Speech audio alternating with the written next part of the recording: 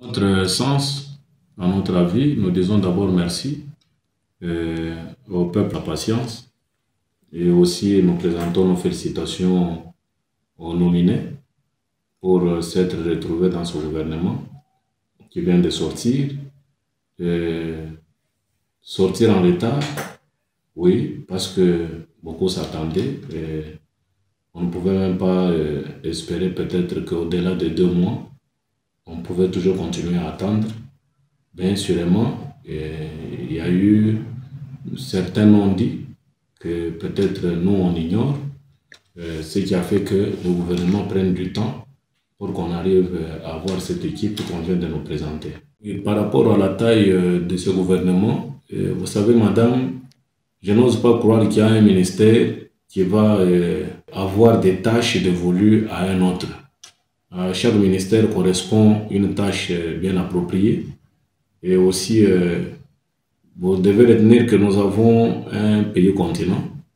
Et aussi notre climat politique, il se présente de manière vraiment particulière parce que nous sommes environ plus de 80 millions d'habitants.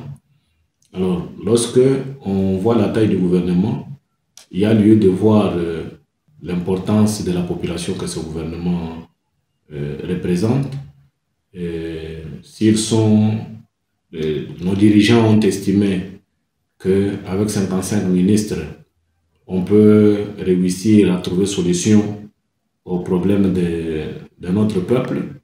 Nous ne pouvons que les féliciter et leur donner cette chance-là.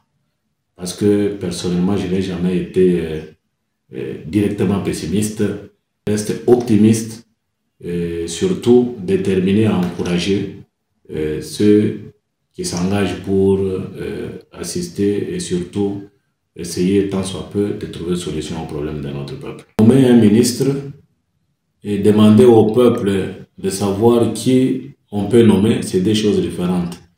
Parce que la personne qui l'a nommé a certains critères de référence auxquels elle a fait allusion pour placer confiance en tel ou tel autre.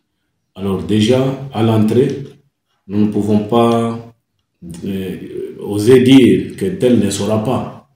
Nous ne pouvons que donner un temps, une chance à ceux qui viennent d'être nommés, comme je vous ai dit. Nous attendons 1 mois, 2 mois, 6 mois. Cette fois-là, nous pouvons évaluer pour dire, au bout de 6 mois, qu'est-ce que ce gouvernement a réellement fait. On ne peut pas se permettre déjà, dès l'entrée des jeux, ils n'ont même pas encore fait la remise et reprise pour que nous puissions déjà porter notre jugement. Question aussi pertinente. Je pense que nous, peuple congolais, nous avons intérêt à nous intéresser d'abord à ce qui est essentiel. À ce qui est essentiel, premièrement, nous avons le cas de l'insécurité. Le cas de l'insécurité parce que tout ce qu'on peut, on ne le peut pas si on est dans un cas d'insécurité. Et deuxièmement, en ce qui concerne la population en général, nous avons un très sérieux problème du social. Le social, comme nous l'entendons, n'est pas social comme tel. Il faut d'abord définir l'aspect économique de notre pays. Parce que ce qu'il faudra d'abord faire, c'est encourager l'entrepreneuriat. Donc la création de la richesse.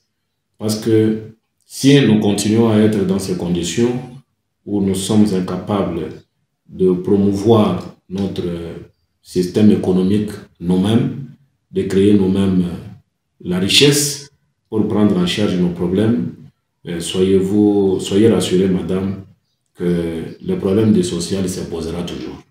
Alors il faudra qu'on trouve d'abord solution au problème de notre économie. Ce n'est qu'après que l'on peut penser à d'autres secteurs. C'est comme je vous dis souvent, et c'est ma phrase phare, j'en parle souvent, que dans ce monde, il n'y a pas de pays qui sont forts sur le plan politique.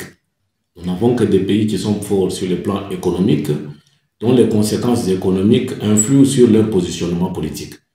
Tant que sur le plan économique, on ne sera pas fort, soyez rassurés que nous serons toujours butés à un véritable problème du social.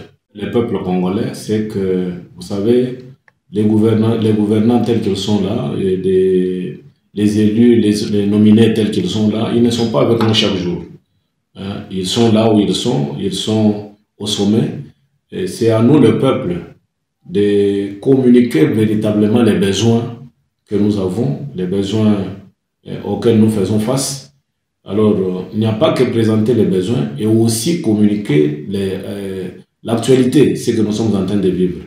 Alors, si nous attendons toujours que ces ministres nous donnent tout ce dont nous avons besoin, alors ce sera une véritable tâche. C'est à nous de présenter à ces gouvernements ce dont nous avons besoin pour que, au moins, s'ils ne nous donnent pas, ils nous orientent.